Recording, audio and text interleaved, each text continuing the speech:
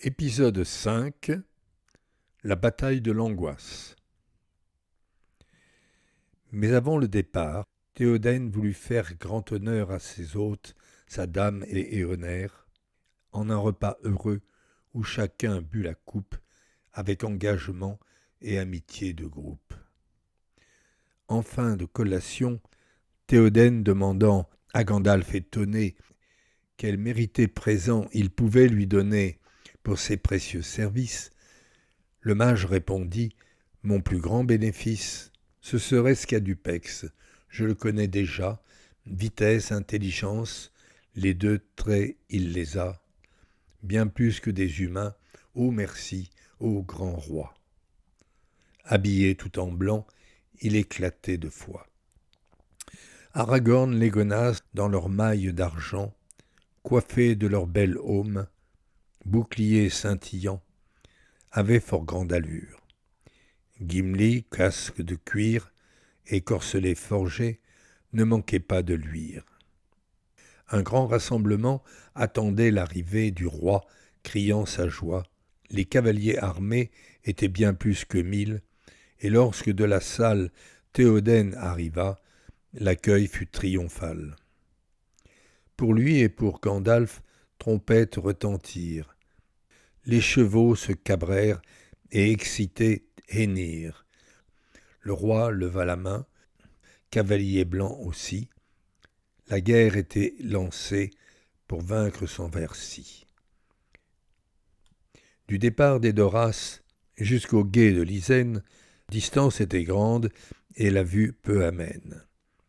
Quand le deuxième jour un cavalier survint, épuisé, et leur dit que leur combat fut vain, qu'ils furent submergés quand leur chef, fils du roi Théodred, fut tué, les laissant dans l'effroi.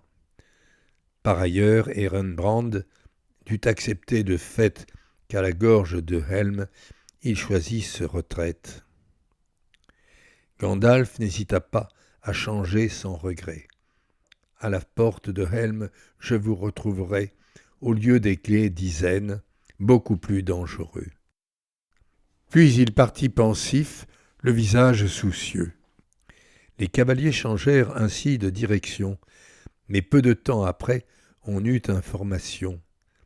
Des chevauchères de loups et des hommes sauvages, ainsi qu'une armée d'orques déchaînés et en rage, quittaient les gués d'Isen avec même but qu'eux.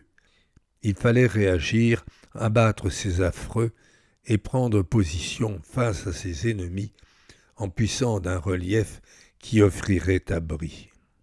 La nuit s'épaississait alors qu'ils exploraient le terrain, tandis que la rumeur augmentait derrière eux, et les torches nombreuses devenant point de lumière rouge, un spectacle effrayant. Mais le fossé de Helm, une ancienne tranchée, doublée d'un long glacis, désormais approchait. Ils enjambèrent la combe, ce qui améliora le moral de la troupe. De plus, on annonça qu'Erkenbrand, grand seigneur, avait troupe laissée à la force de Helm afin de renforcer les cavaliers quittant leurs chevaux inutiles pour livrer au final à ces hordes hostiles un combat héroïque et le mal écrasé.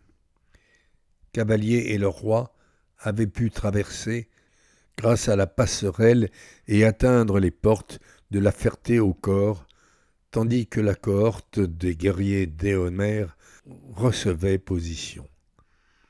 La muraille très haute, grâce à la protection d'un parapet mettant les hommes à l'abri, était très efficace pour bloquer l'ennemi. Par devant, elle était faite de grosses pierres et un long escalier permettait par derrière à la troupe nombreuse des hommes d'y monter, et par flèches et pierres les assaillants boutaient. Le temps passa tandis que l'ennemi peinait et se rapprochait vite. Et soudain, il était tout près dans le fossé. Clameurs et hurlements et cris de guerre ardents créaient grand effrayement. Alors se déclencha un orage éclairant, tout le champ de bataille et tous les attaquants. Sur un fond de trompettes et de tous côtés, ils déchaînaient leurs forces sans jamais s'arrêter. Attaquant la muraille à coups de madriers pour lui donner relief et ainsi s'accrocher, ils grimpaient sous les flèches et sous les coups de lance, qu'ils recevaient sans cesse et les mettaient en transe. Mais d'autres empruntaient chaussées et passerelles vers la Ferté-au-Corps, où ils livraient duel. C'est là que Aragorn et Éomer entraient en scène avec leurs troupes et bravoure montraient. Gimli, grâce à sa hache, avait anéanti un nombre flatteur d'orques. Légolas, lui aussi, qui avait décimé par flèches meurtrières de nombreux assaillants, en était plutôt fier. Aragorn bataillant ainsi que Éomer, ils avaient transpercé ou coupé de leur fer l'ennemi qu'ils mettaient en fuite de terreur, mais qui, hélas, restait acharné et vengeur. Harassé de fatigue, Aragorn espérait que la Ferté-au-Corps toujours résisterait. Il était impatient que l'aube vienne enfin, mais sans savoir le moindre quelle en serait la fin.